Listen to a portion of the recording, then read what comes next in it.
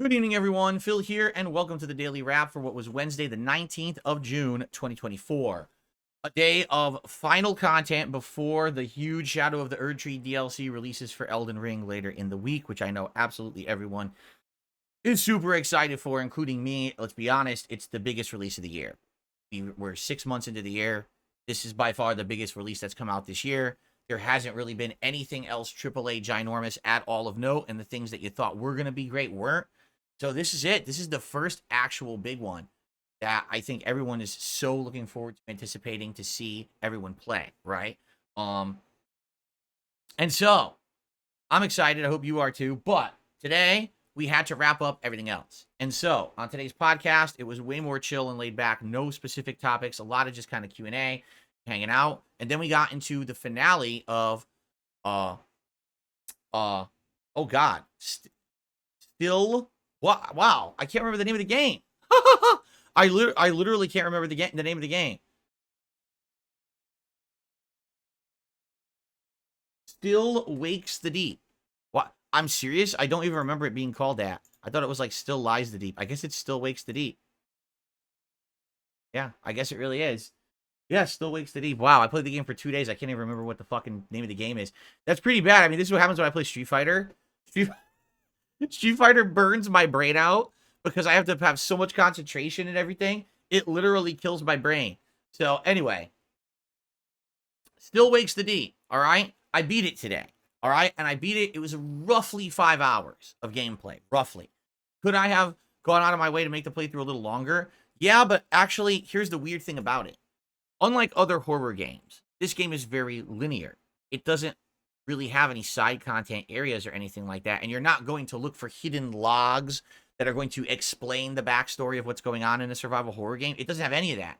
What it does have are the bodies of the crew of the oil rig you're on.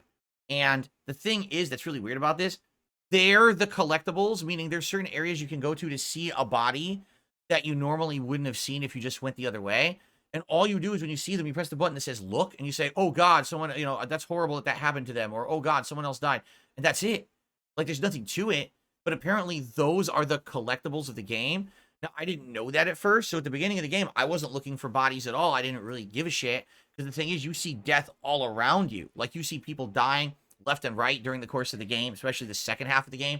There's all kinds of messed up stuff with people mutated and stuff. Really disgusting body horror stuff from like the 80s.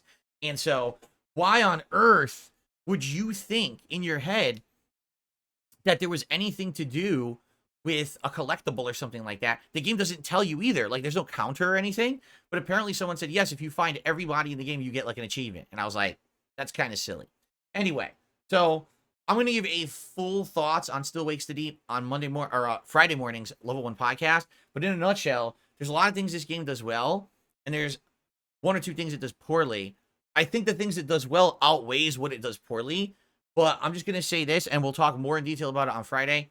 It does exactly the same cliche thing that lots of modern horror movies and games are doing. It doesn't give you a definitive, understandable ending. Ending is open to interpretation. And that is so frustrating because if you know you're like me, you're going to invest your time in this game. You want an ending. You want to know what happened to the characters. You want to know what actually was going on. This game is completely open-ended and has no ending, and that really frustrates me. We'll talk more in detail about that on Friday. Okay, but in the meantime, you can watch the entirety of the playthrough on the channel right now. You'll probably get a kick out of it, especially if you like 1980s horror movies. It feels a lot like one of those. Very creepy, very eerie. If you like horror, you will enjoy the playthrough despite the ending, okay? Great graphics, by the way. The game has really, really good graphics with the Unreal Engine 5. So, all right. Tonight was more Zangief in Street Fighter 6. Sadly, the entire first hour that I attempted to play casual play, my trolls basically have found this way to ruin casual play. What they do is they line up, and they sit there, and they just keep all at once trying to ready up. And when they do this, it's the same people playing Cammy and doing pattern Cammy, the one fucking JP player. There's like 7 or 8 of them, seriously, who sit there mashing trying to get matches against me. And when they do, then they fucking basically cheat. They do a stupid, silly pattern that normal people, wouldn't do, but they know it. Like anyone else, you're fighting a random guy. So you don't know what's going to work against them. Well, they watch my gameplay. They just know the patterns that can beat me. So then they just get away with it over and over. So here I am trying to learn Zangief. And I can't. And then, by the way, when I go to beat them, they pull the plug. So they did that. One of them, I was about to win. They just pulled the plug. So basically, it was an hour of wasted time. I wasn't really learning or getting any experience in because these assholes were just wasting my time. So after the hour, I said, you know what? And by the way, I banned a lot of them, but somehow they seem to be finding ways to keep fighting me. I know I have banned some of these guys previously, but how are there still like 5, 6, 7 camis in a row that I'm getting that are all different players? It doesn't make sense. So anyway, very frustrating. Second half of the night went much better. I went to ranked play, and basically it was hit or miss. I would say 50-50. Half the time I had a really smooth match with some impressive stuff, and half the time it was pretty frustrating where I was dropping combos and moves. Very frustrating to get the wrong thing.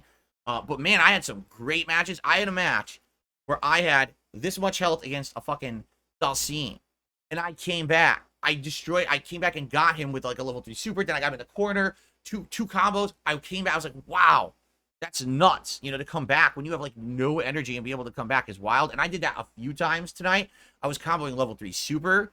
I'm more better implementing drive rush into throws and drive rush into mix-ups now, which is great. My combos are improving, so I'm pleased. I am definitely getting better with Zangief, but it is frustrating that I still seem to be mistiming a lot and having issues where I'll throw a whole match because my fucking down forward medium wouldn't come out. I either get standing or crouching. It won't give me the down forward. And I'm like, that's it. I just need that, and that's the combo complete, and I win, and it won't do it. I'm like, oh, God, so frustrating. And I will say this too, it felt a little sluggish in a few matches tonight, but I know it's not the input delay of the game. So likely it was the connections, right? Because I have no input delay. When I play offline, I'm pressing, I have none. I've eliminated that. So it has to be the connections tag. There must have been a few not so good connections. But the thing is, once I hit ranked, I gained points. I actually did gain ranking points tonight.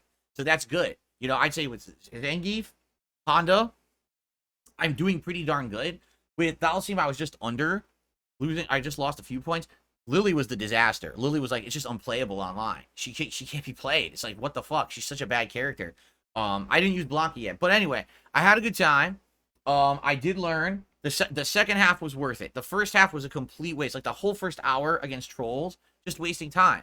But the second half, when I got to play a better variety of people, it actually got fun again. And there were some really challenging fights here that I had, especially against the Dalsims.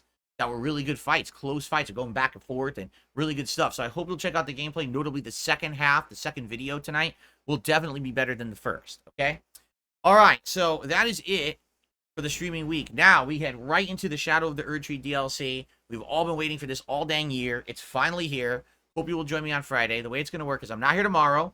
There will be a podcast Friday morning that will recap, obviously, what happened today, talk about my day off, talk about my review of Still Wakes to Deep. And then it will be Elden Ring all day. I'm going to do Elden Ring Shadow of the Erdtree first and second streams. I've already explained this a million times. I'll say it one more time. I'm going into it with the build that I finished my second run with. But now, if we find new items and equipment and stuff and we want to respec to use it, we will. I'm assuming there will be some new magic and magic weapons to try. But at the same time, there's probably going to be some other really neat things that we might want to collect and try as well. So let's see how it goes. Maybe by the end of the first day, I'll have gotten a bunch of new stuff and maybe decide something I want to try out. We'll see, okay? But it should be great. Both streams, Elden Ring. I'm excited for that. I hope you guys are too. It should be a really good time. All right? Thank you all. Great streaming week. Please have a safe and fun Thursday. I will see you all Friday morning where we go back to Elden Ring once again for new content. Peace out.